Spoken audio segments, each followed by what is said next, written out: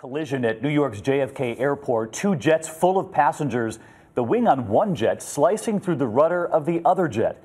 Here's the JetBlue plane. The giant rudder mangled and ripped up. The arriving Air India jet that hit it, now with part of its right wing, the very tip sheared off and sticking up in the air there. With a number of these tarmac collisions mounting, more than a half dozen in just the last 2 years, we asked tonight, how does this keep happening, putting so many passengers at risk? We lead off tonight with ABC's Gio Benitez.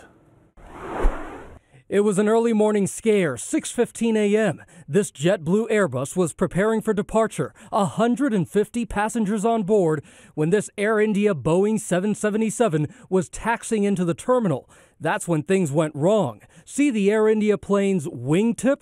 The FAA tells us it hit the JetBlue plane's tail. Just look at the damage.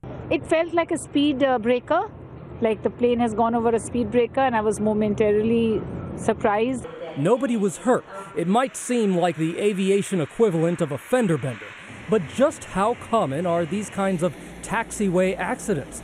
Maybe the most famous incident was just 2 years ago when an Air France Airbus A380 violently struck a Delta commuter jet.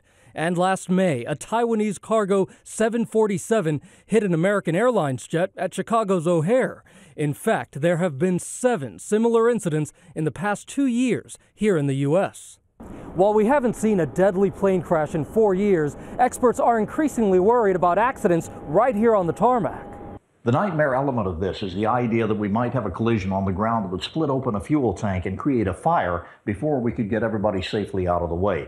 ABC News aviation analyst John Nance says more and more airports are crowded by smaller planes. Some of the bigger airplanes think that they're clear, the crews think they're clear, and the little aircraft gets in the way. And tonight there's no word on exactly what caused this morning's accident, but we're told the FAA is still investigating. Clearly, David, not something the FAA wants to see happen again.